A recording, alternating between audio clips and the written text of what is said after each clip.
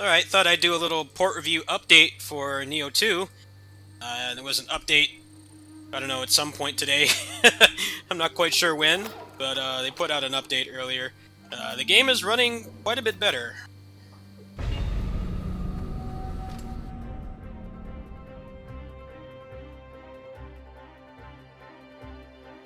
I know I don't have the best frame rate counter. I'm using Steam's right now.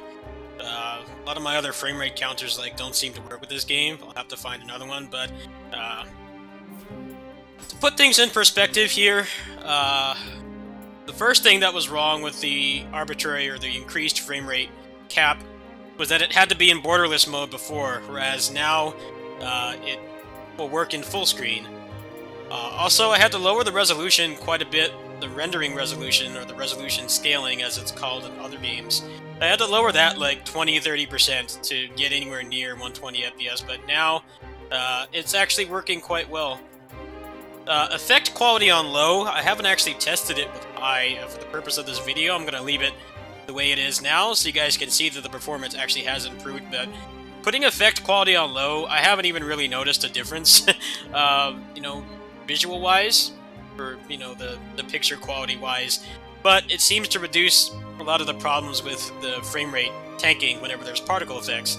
Obviously, like I said in my last video, I should give a disclaimer. I don't know if they're going to do any more patches before now on the release date. They're still about a week away from the official release date, but there's a number of things I can't test, one of which is the fact that if you played this game on PS4, you know that the frame rate was relatively stable for the most part when you're playing by yourself, but when you'd play in three-man parties, it would just become a complete slideshow.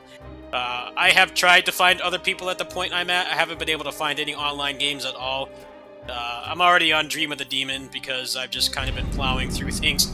I haven't been able to find anyone else at all, so I don't know if these performance improvements that they put in this last patch. By the way, I was not given any patch notes whatsoever, so this is just what I've noticed. There is no DLSS either, so take that as you will. Alright, let's just go into a regular battle here. Go through the first one.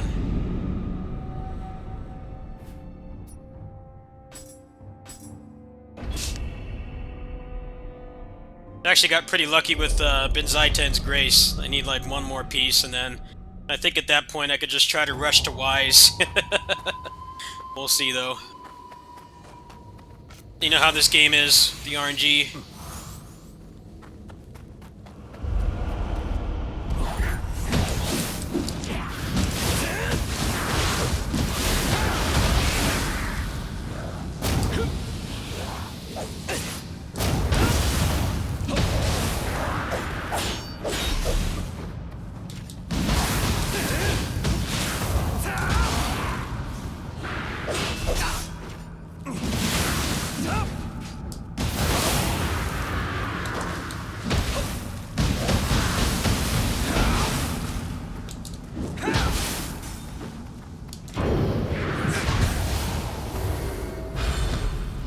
So it's staying relatively stable. Particle effects don't seem to be taking the frame rate anywhere near as much as it did before, which is obviously a great boon.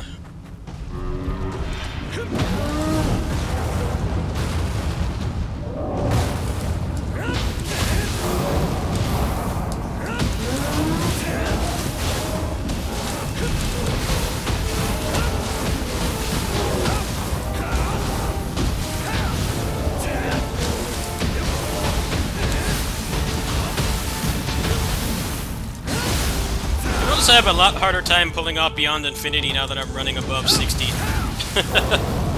Not sure why that is. Definitely has been stuff like that in other character action games like DMC4 and stuff, where that happens. You have the frame rate past a certain point, certain timing-based attacks become harder, the window becomes smaller. I wouldn't be surprised if that was the case here.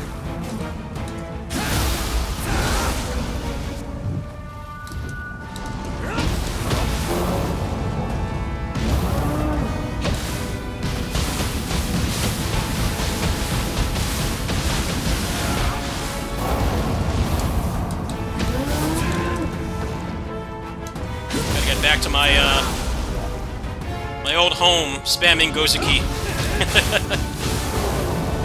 It's gonna be a while before I have my build again, but I thought I'd show some gameplay.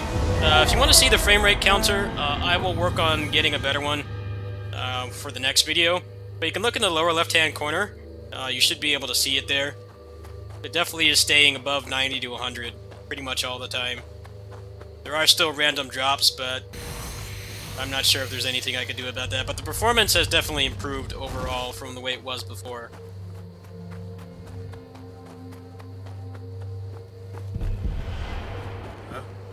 Like I said, no patch notes given at all, so I don't know exactly what's changed.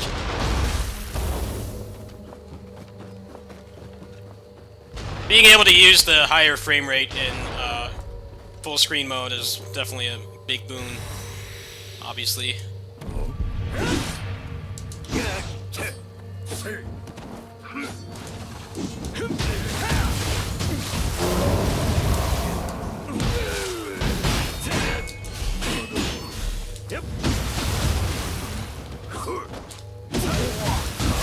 I feel like right now, playing this as a veteran of the series, more specifically this game, I played this game about 3 times as much as the first game, which is a testament to its quality.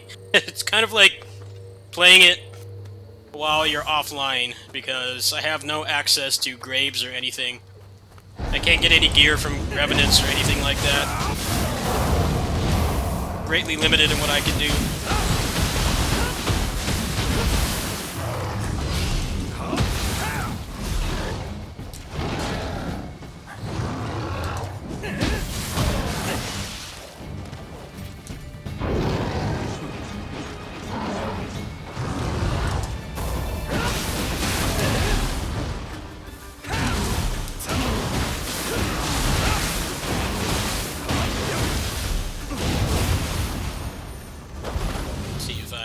Got any upgrades here before I stop for the day?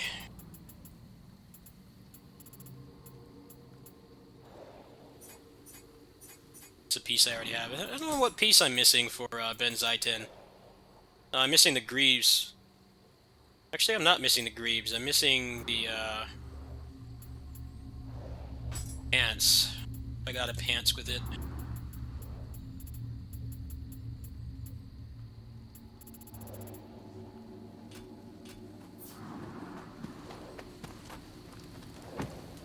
Alright, I'm not strong enough to really bully Mezuki yet, but we're gonna give it one shot. I'm not gonna bother purifying the shrine and give it one shot. You guys can laugh at me if I die. Give you permission.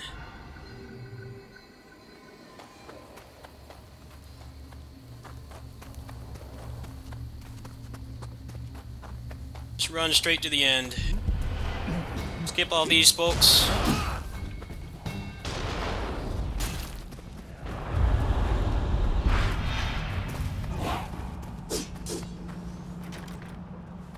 Oh, that's right, I have to get the key, huh? Never mind.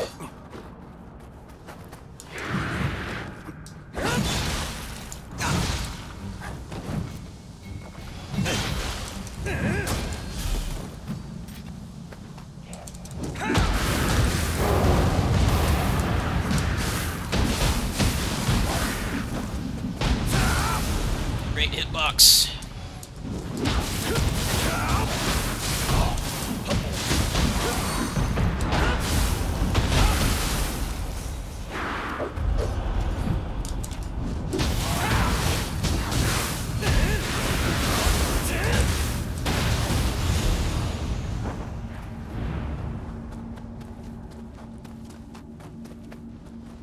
Definitely had an easier time getting most of Benzaiten on this playthrough versus the first one on PS4.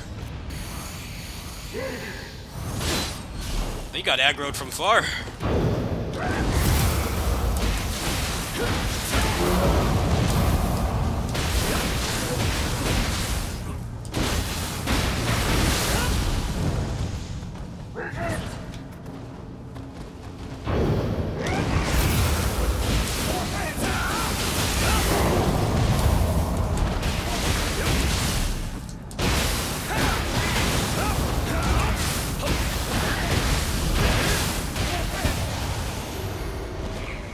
got a scroll too. Nice.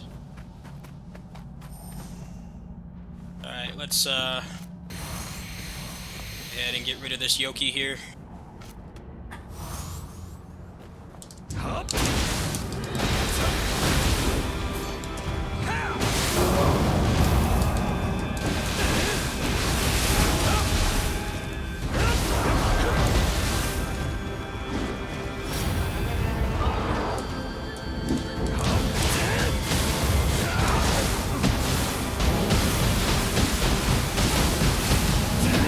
Get bodied, sir.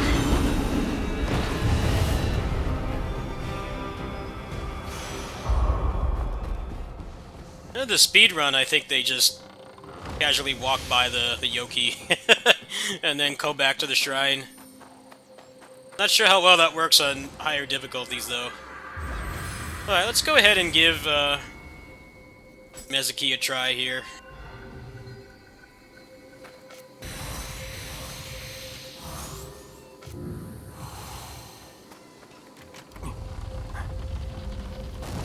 Either way, when I inevitably die, he'll be able to see how much more stable the frame rate is. I don't know if they actually added DLSS or not. It's possible that it's there, but it's like a hidden menu option or something. Maybe they just did a flat, like, performance increase patch.